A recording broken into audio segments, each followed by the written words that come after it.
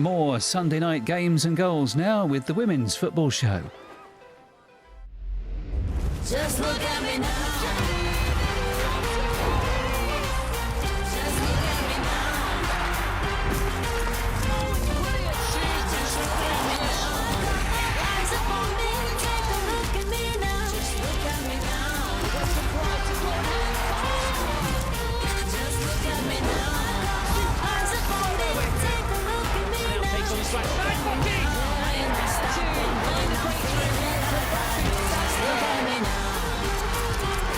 Chelsea are champions.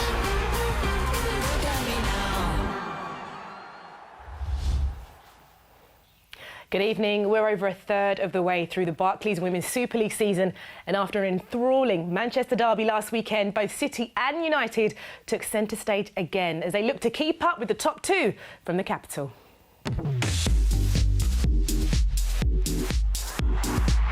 What a strike and what a goal! Oh, she spills it, and Spurs are back in it. Oh, brilliant! Lauren Hemp. That's a good run. It's a brilliant goal. That's a good ball in. Brilliant equaliser. Burnish, good looking ball and an equaliser. Ella Toone! What a goal from Ella Toone! The Derby Day winners Manchester City look to maintain their revitalised title challenge with the visit of Spurs. United, meanwhile, were hoping to get back on track away to Bristol City. And second-placed Arsenal were intent on keeping the pressure on leaders Chelsea as they faced West Ham. And I get to do it all in the company of two former North London rivals. There's no boxing gloves, but in the white corner, ex-Spurs captain Jenna Schillaci, and in the red corner, former Gunners forward Jodie Taylor. We're going to keep it clean for you this evening. And we will start with Jenna's Tottenham first, who faced a trip to Manchester City, having lost just once this season. And black armbands were worn by both sides. And there was a minute's applause ahead of kick-off in memory of former Spurs and England manager Terry Venables, who passed away earlier today. Commentary comes from Mark Scott.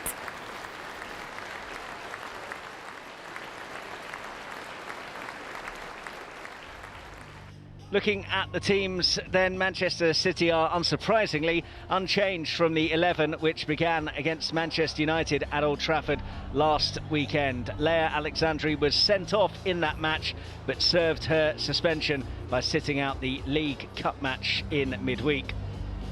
Two alterations to the Tottenham team from the 1-1 draw at Leicester last weekend. Their third successive draw. Out go Ria Percival and Jess Naz. In come Asmita Ale and Lin Yang Zhang in this one.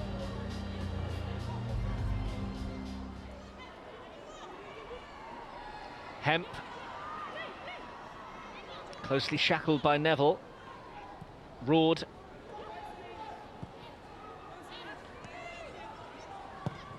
Harvey's ball in. Shaw!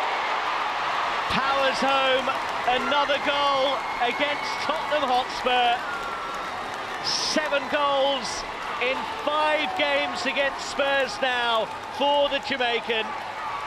And having bagged a hat-trick in her last game against Spurs, she has opened the scoring against them this evening with a thumping header. Good stuff by Khadija Shaw, and suddenly Manchester City coming forwards. There's a bit of a lunge there, and Spurs will break at pace. They've got 4-on-4. Bizet, oh, good hit, and well repelled by Chiara Keating as well. The first shot on goal of the game just before the half-hour mark for Spurs. Strong hands from Keating. Alexandri. Lauren Hemp. No flag against Roard. Good ball. Shaw is at it again with another headed finish. Well, one of the problems for them this season is not being clinical enough in front of goal. They have been ruthless so far today with the chances that have come their way. And Khadija Shaw might fancy that she's on for another hat-trick against Tottenham Hotspur. And Manchester City have breathing space.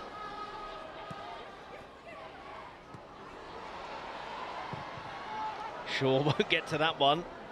And again, it was a bit of a troubling ball in for Tottenham to deal with. Alexandri, Shaw is the target, took it nicely, hit it well, and there is the hat-trick for Khadija Shaw. A sensational first half treble for Khadija Shaw.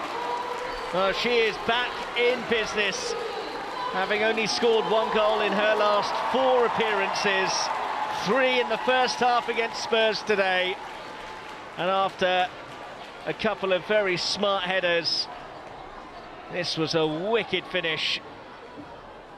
Khadija Shaw and Manchester City 3, Spurs 0.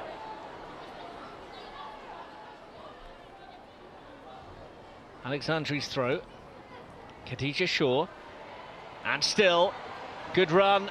And she tried to pick out Angeldal. It's come for Hemp. It's another beauty for Lauren Hemp. A stunner against Manchester United last weekend, and a beauty to make it 4-0 against Spurs today. Shaw here was trying to pick out Angeldal initially. It then came to Jill Roord. Her effort was blocked, but there was no stopping Lauren Hemp on the follow-up. Inch perfect from Hemp.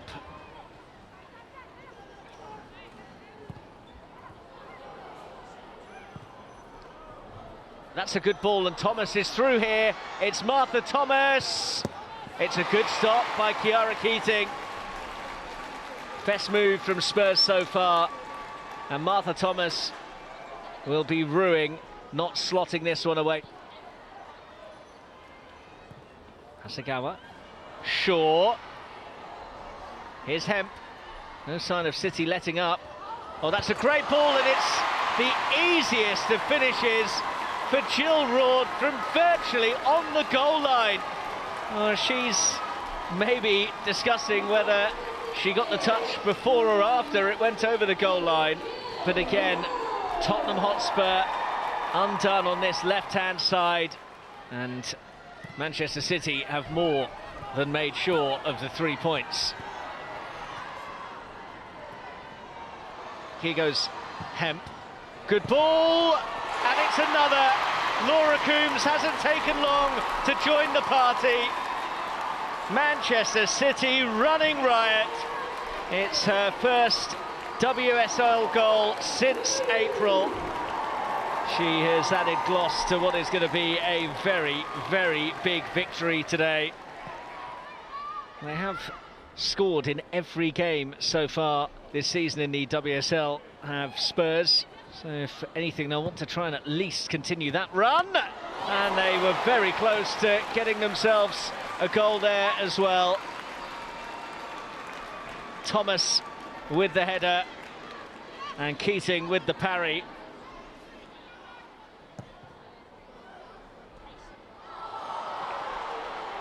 Good touch by Shaw, who's coming away again. Kelly in support, and Shaw is upended, and there's a yellow card in the post for Molly Bartrip, who just decided she will not pass at any cost. Well, that was the only way that she was likely to be able to stop her. First Spurs player in the book.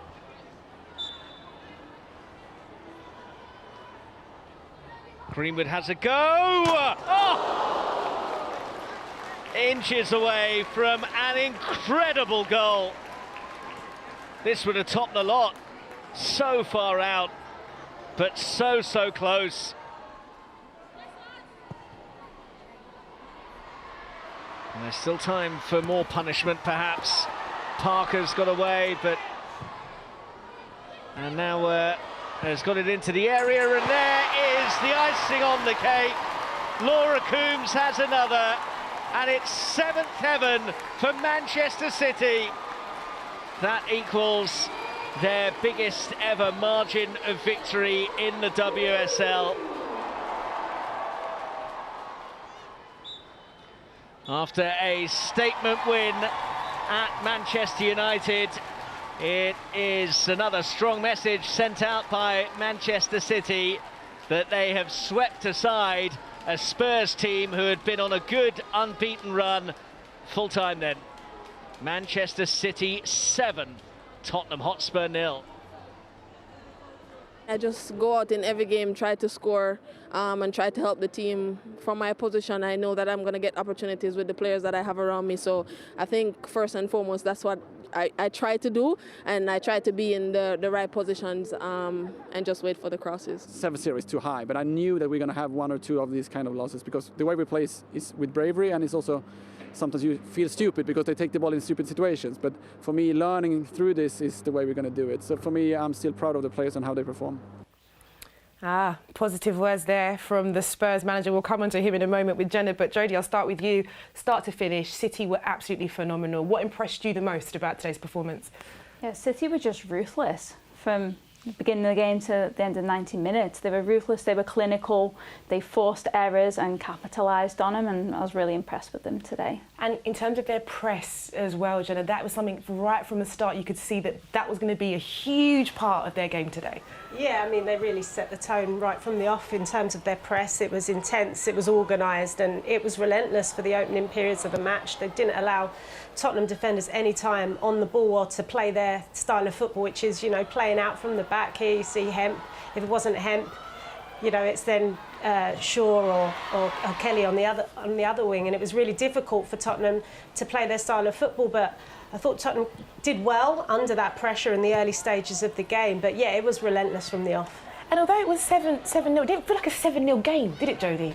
No, it didn't. Like I said, they were just really ruthless and clinical with the finishing, and you know, like the manager had said, they were playing brave, and they are going to concede goals, and unfortunately they didn't take the chances down the other end or create enough quality chances to cause any problems for City. I mean, it's going to be Bunny Shaw, isn't it? It's going to be living rent-free in the heads of those players as they head back down to London. A hat-trick from her, second one in as many seasons here, Jenna. Yeah, she was unbelievable today. I mean, the deliveries in from that left-hand side were brilliant all half, and here you just see her for the first goal, just riding above, in between both defenders. Neither defender's really taken control of that situation, and here it's just her movement. If you just take a look, it looks like she's moving to the front defender, but then just checks out the last minute to create that space, and again in between the defenders, just a more difficult finish, that one. Yeah, it's her movement, isn't it, Jodie, as well? Yeah, she's so good at staying between the centre backs, and her movement's incredible, and she's just a fox in the box as well. She's just quick to react to that. Not a great ball in the box, but she brings it down, reacts quickly. She only got one thing in her mind, and that's to get a shot on goal and an early finish. The goalkeeper wasn't set. It was a brilliant goal. It's going to be difficult, isn't it, for the Spurs players to get her out of their heads. But that's Bunny Shaw. That's what she does when she plays against Spurs. She does have good games. But someone else who had a great game, Jenna, Lauren Hemp as well. She had a fantastic game, involved in a lot of really clever, creative play in creating some of those opportunities for those goals. Yeah, just seeing her goal here. It's a fantastic finish from out. You know, from distance there, but for me, in the second half, she dominated that left-hand channel. She held the width here, created a 1v1, and that's where one of her strengths. And it's this one here, I think maybe she might be having words after. I think that was going in. Teammates just stolen it. But here again, 1v1 against Ale all night. Ale had a tough night out there on the left and cut it back to her teammates. Coombe, who's come on, you know, and it just shows the depth that they've got as well within their squad. And how much do you read into games like this? Because Spurs have started the season quite bright. They started quite well. Is it cause for concern, especially going into international break? I think they'll be really disappointed, obviously, to concede. You know, it was a big scoreline, but I don't think a performance or this game will define the rest of the season. I think if you're looking at the start of the season, it's been positive, and even in today's game you saw glimpses of the way that Robert wants his team to play with that bravery. They did play some periods of really good football, they created chances, and just wasn't their day today. And I think maybe today you look at Man City's performance and you've got to credit their performance on the pitch. It was fantastic. Yeah, it was a record-breaking score that Tottenham will want to forget. Let's just be honest about that for sure. Well, now to Bristol City, who've had the youngest starting 11 of any WSL side on average so far this season. Just 24 years and 89 days to be precise. The Robins had taken 4 points from their last 3 WSL games, heading into this one with Manchester United. And a record crowd of over 14,000 were watching on at Aston Gate, as were Maz Faruqi and Farrah Williams. Lauren Smith is sticking with consistency and that same 11. The very experienced Rachel Furness is unavailable, still with a hamstring injury. Amelie Testrup, top scorer of the season in the WSL, starts as part of a midfield 4. It's such a young squad as well. 17-year-old Mary Ward is one of those named as a sub. Mark Skinner opts to make 2 changes today to his starting 11. Jade Riviere coming in at the back. Japan's World Cup Golden Boot winner Hinata Miyazawa in midfield. So the 2 players they replace are both named as subs, Melvin Millar and Lisa Nielsen.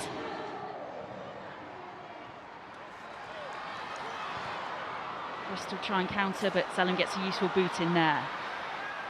Better this from Manchester United. Jace trying to get past Lizelle. And then Paris there, and that had to be powered away by Clark. She needed a strong hand to that one. Best chance of the match so far, Farrah. A really good chance. A cut back to Nikita Paris, a little cut back in front of the defenders, allows for a free shot of goal, and it's a really, really good save from Clark. Miyazawa once more getting involved. Jace into the area now. Jace still manages to get past one Bristol City defender. But again, United forced out the area. Back with Galton now. Shot from distance. And that one just tipped around the post by Olivia Clark. They end up, Man United, getting actually a really good opportunity. Zellum here finding Galton in the box on her weaker foot. Turns and hits it quite early, and again another fantastic save from Clark to push it round the post. You can really see how organised that Bristol City defence is off the ball.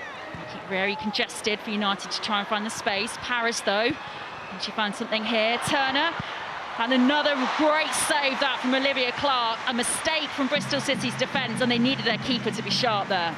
When Bristol are sloppy on the ball and give it away, Turner still in the box. A great strike on the half turn, and another fantastic save from Clark.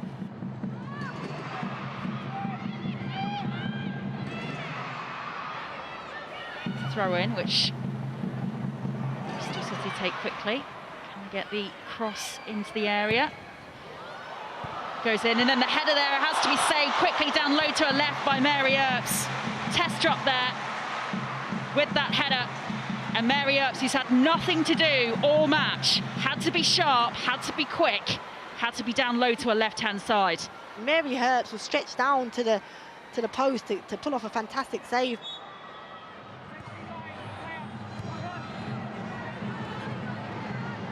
Manchester United really haven't got into this game since it resumed in the second half.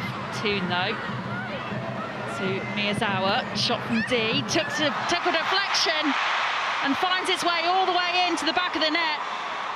And Miyazawa is almost embarrassed really to celebrate that one. It took a cruel deflection if you're a Bristol City fan. As you say, a huge deflection that sends Clark the wrong way and ends up in the back of the net. You know, disappointing that for Bristol, but for Manchester United, it's maybe what they needed to kickstart this half for them.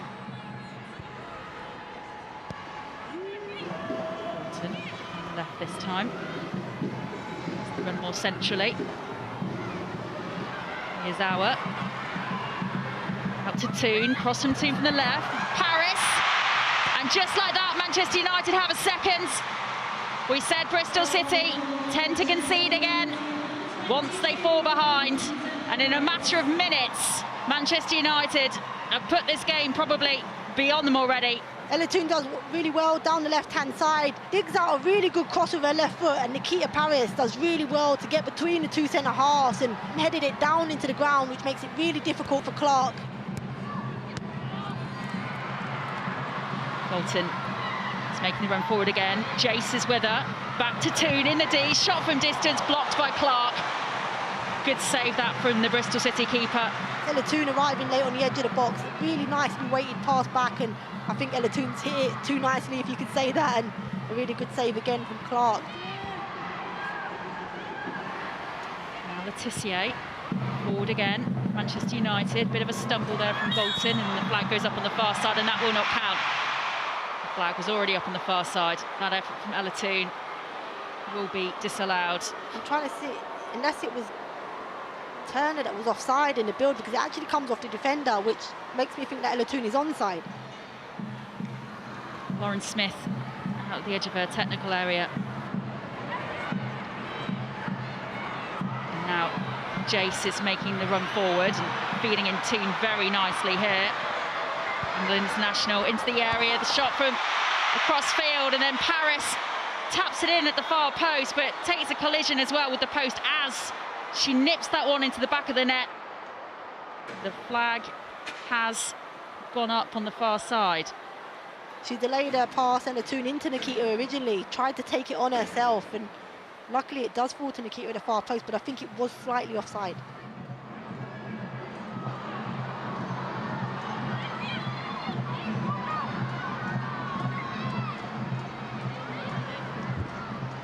Bolton forcing the corner.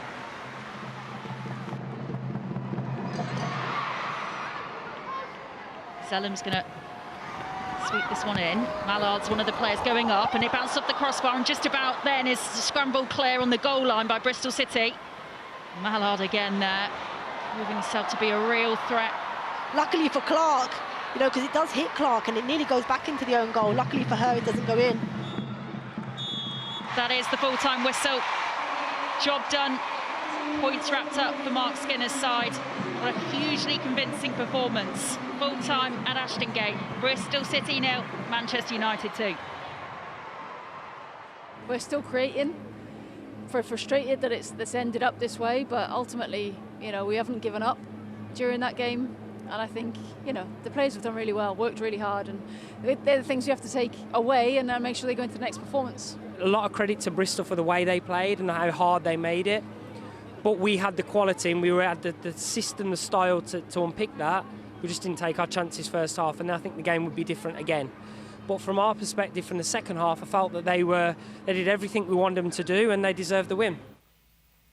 OK, well, for Manchester United, you could clearly see one thing that really jumped out. They were so frustrated trying to break through that Bristol City defence. But it was a bit of luck that got them the opening goal, wasn't it, Jenna? Yeah, it was. I think Bristol City were fantastic in the first half in terms of their block, and frustrated Manchester United. They couldn't find a way to break them down. And here you see that slice of luck that they get. Mio Asler just takes a deflection off the back, and Sophie Clark, who was fantastic in the first half, there was absolutely nothing she could do about that wicked deflection there. But yeah, you felt that it was going to be a bit of a piece of luck for them or something special to break that deadlock, because they found it really difficult to break them down in the first half. But once they did, off they went, and Ella Toon, she worked really hard to make sure that she was part and impactful on the pitch as well here, Jodie.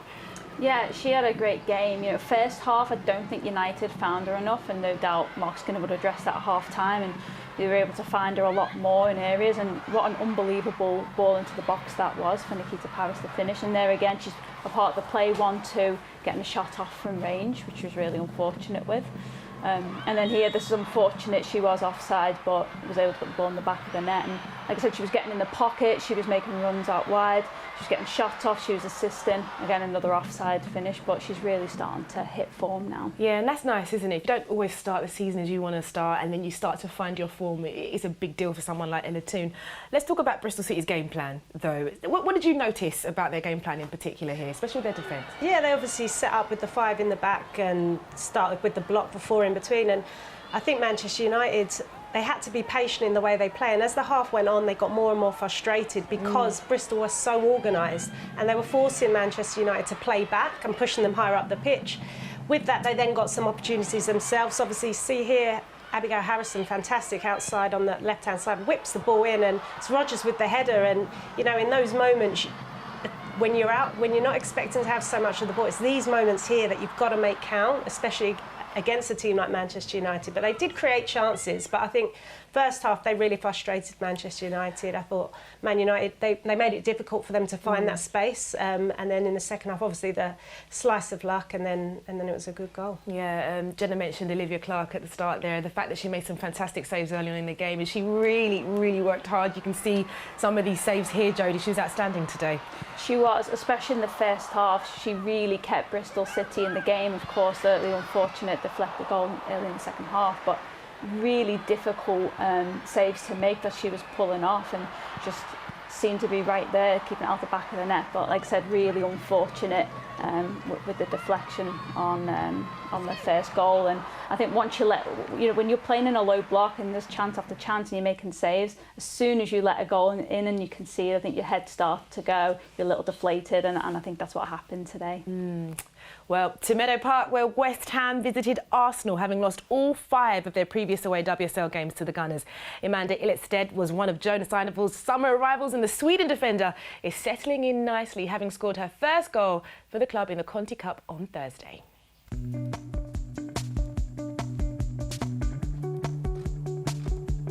I want to win titles. I'm not alone to wanting to do that, especially not here in this team. The reason I signed was obviously because I think this is a great club. I got a feeling that I really want to be a part of it. So when Arsenal came up with a win offer, and yeah, I felt that was the right decision for me. The league gets more competitive. Every game is so important. If you're not there for 100%, then you're not gonna win, you're gonna lose. Also kind of the reason that I chose to play here in England, because I know that it is competitive. Like I like those games, and it's actually, you need to be on your highest level all the time. That's a good environment to be in.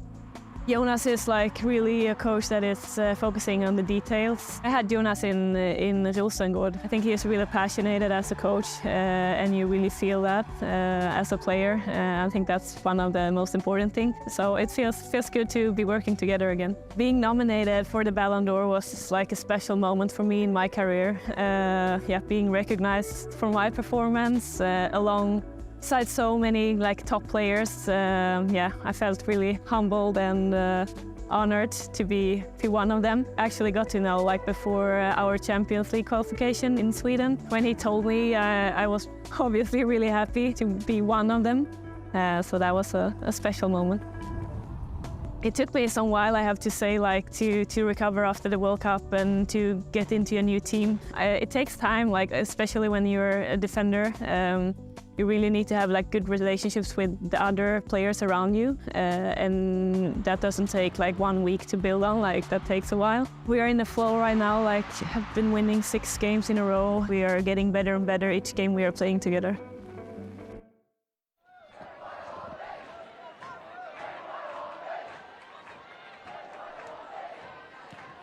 Fordy's on the move. Shimizu, the covering defender. Still Ford, who will try and get to the byline. It's a good block from Shimizu. It's an early Arsenal corner. Plenty in red and white. In swing into that near post. Might fall for Ford here. West Ham will clear to the edge of the area and beyond. Cooney cross. Frida Marnham to take a touch and curl into the top corner. It is the perfect start for Arsenal. Inside the opening 2 minutes, it's a wonderful strike. Cooney Cross will claim the assist. Only Frida Marnham will know if she meant this, but that's right into the top corner. Palaba. Shimizu with the interception. She read the play really well. This is Evans. Asai with a glancing header. Zinsberger rooted to the spot. West Ham unlucky not to be on level terms here. Wonderful glancing flick.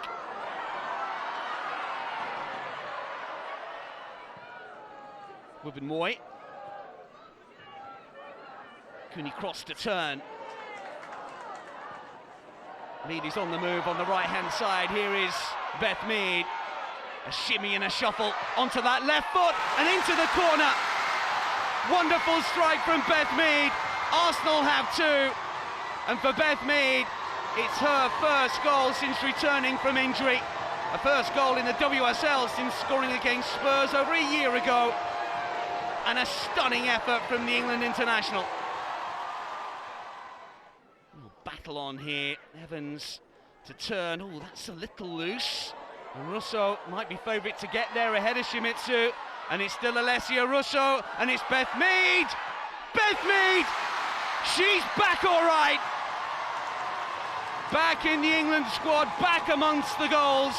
Beth Mead at the double gives the Gunners a third in a first half in which they have run riot. First touch wasn't great, but the second, you know where it was going. Smith. Asay. And still, it's good footwork. And the shot deflected onto the frame of the goal. And the woodwork denies Asay again. Twice now. She's hit the post. This one via a deflection. Just got it on the edge of the box, thought I'd cut inside and try my luck with a shot, and I think when it left my foot I knew it was a pretty good hit, so I'm happy it went in. Worth the wait? Worth the wait, I'll take that one, especially normally the left foot's for standing on, so I'll take that one. She's worked very hard. She's come close a couple of times for that as well, so it was really nice, and doing that in front of the home fans, so we're all delighted for her. We probably didn't get enough of a hold in the game in the first half as what we'd have liked, but performance-wise we didn't play badly. We just obviously made a couple of errors that led to goal-scoring opportunities. Jodie, you were there today, and Arsenal, you know, fantastic stuff. They're putting the pressure on Chelsea. That's their 6th win in the league in a row. And what was it about today that really made you happy, despite that coaching staff as well? Yeah, they started really strong. I think we're growing in confidence every game. You know, the confidence, belief, and with that comes the performances as well. And starting strong, I thought we got the press right, which is really pleasing. Something I've really been working on. So yeah, started really strong. Getting an early goal helped that, and yeah, just growing in momentum. Yeah, growing in momentum and someone growing in confidence. Beth Mead, isn't it great? Starting, scoring, getting her confidence back here, Jenna. Yeah, absolutely, and it looks like Beth Mead's here back at her best. That's a trademark goal there off of a weaker foot, supposedly, but it's a fantastic, fantastic strike. Just little drop of the shoulder just to open up the angle there, and yeah, it's beautiful, saw it home. And I think, you know, after the year she's had, 60 minutes in the tank today, 2 goals, that will do her the world of good. And I guess also then, Jodie, the rest of the team are just made up for her, because when she's back firing, it just gives a boost generally for the rest of the team, I'm sure. Yeah, and she's been brilliant in the dressing room as well, even though she hasn't been playing. She's had a really tough year with injury, with things off the pitch, loss of her mum. It's been a really tough time, but she's stayed in such high spirits, and so to see her get back playing, scoring goals, get back into the national team, everyone's just so happy for her. No, it's brilliant to see. But for West Ham, the challenges are coming now. Should they be starting to panic a little bit here? They need to pick up some points here, Jenna, in the league. Yeah, I mean, they've had a tough time of it of late. I think when you're going into a game against Arsenal, I think realistically you probably wouldn't expect them to be picking up points against the Arsenal team now, who are in fine form, but I think they've got 2 really important games coming up in December where they must win. They've got to start picking up points, because those are the games that matter now. Taking off points against them teams in and around you to try and get out of that rut. But you know, they've got a really young squad. They've got not much depth on their bench, so I think January transfer window would be really important for them. Be interesting to see how they get on. Everton and Leicester they've got coming up in December. But let's round up the remaining Barclays WSL fixtures, starting with Leicester's trip to Chelsea. Emma Jones can bring us the best of the action. Chelsea wore black armbands on Sunday and held a minute's silence before kick-off in memory of former player Terry Venables. And then Lauren James picked up where she left off after a hat-trick last week, opening the scoring for the hosts inside 2 minutes. Moments later, James almost claimed her second, but the final touch came off Courtney Nevin for an own goal.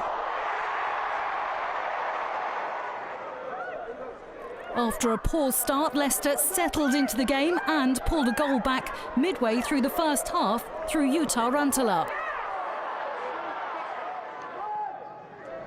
Chelsea restored their 2-goal advantage shortly before half-time. Niamh Charles with the assist, Sam Kerr with the finish. Moments later, however, Ann-Katrin Berger was perhaps lucky to escape punishment when she collided with Lena Peterman.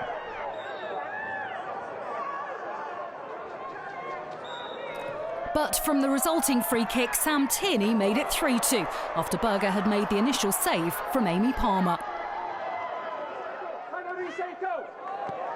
James finally got her second before the hour mark when she connected with Fran Kirby's through ball.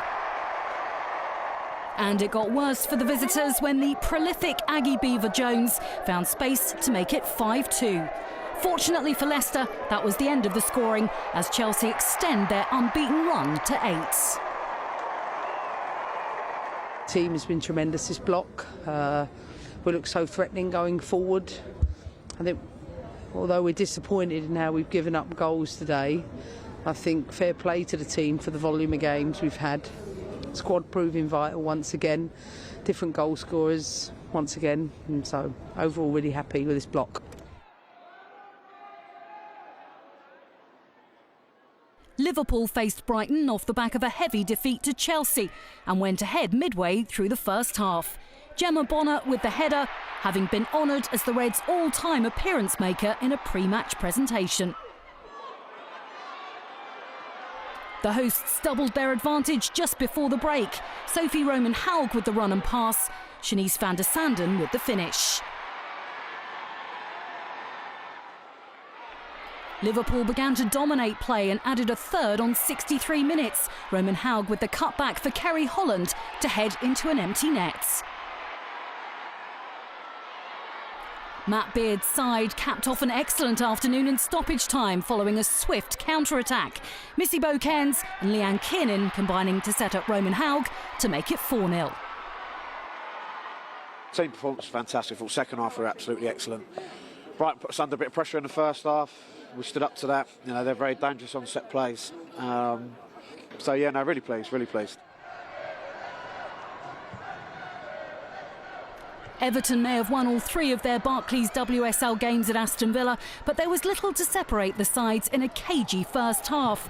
The breakthrough eventually came on 54 minutes. Anna Patton with the own goal after Sarah Holmgaard turned back the deep cross. The lead lasted only a minute though. Kirsty Hansen found Rachel Daly, who made no mistake, beating Courtney Brosnan for her 4th Barclays WSL goal of the season. When Hansen misjudged her challenge on Heather Payne, she perhaps knew what was coming. Penalty to Everton.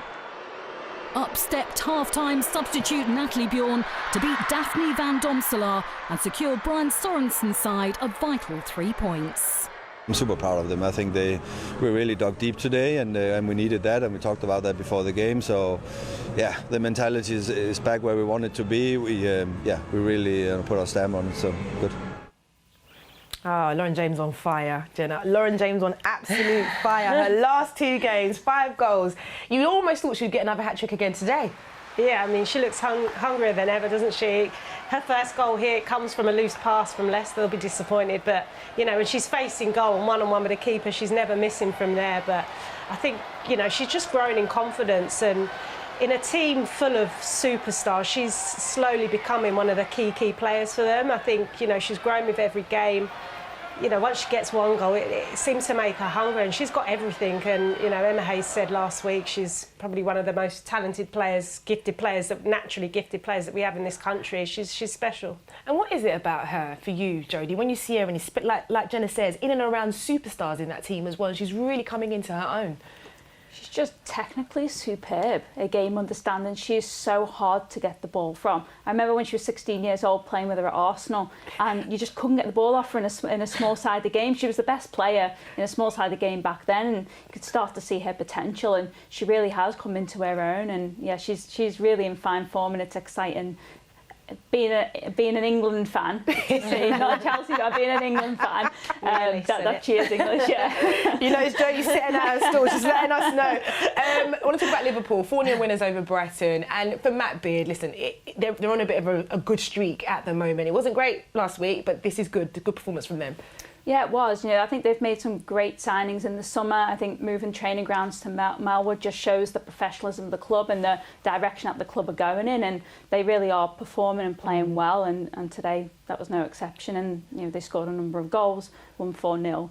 They're just playing so direct and aggressive, and it's really difficult to play against. Yeah, it is difficult. In contrast, I want to talk about Villa. For Everton, huge win for them, really important win for them, but for Villa, not so great here, Jenna. What's going on with them, do you think? Yeah, they started to pick up a good run of momentum, 4 wins on a bounce there. So today, I think they had that confidence going into here that you'd expect them to take the 3 points, but they come up against an Everton team that are actually fighting for their lives themselves, and I think, the first goal is unfortunate. It's of course, he can't really do much about that. And then the second one's a pen. But I think after the penalty went in, Aston Villa had a lot of the ball and put Everton under a lot of pressure. They just couldn't get the ball over the line. And I think, it's kind of like a step backwards for them. But I definitely still think they've got a lot of quality in that team to turn this around again. Well, let's see, international break might do them the world of good, but let's take a look at what all of that means for the Barclays Women's Super League table.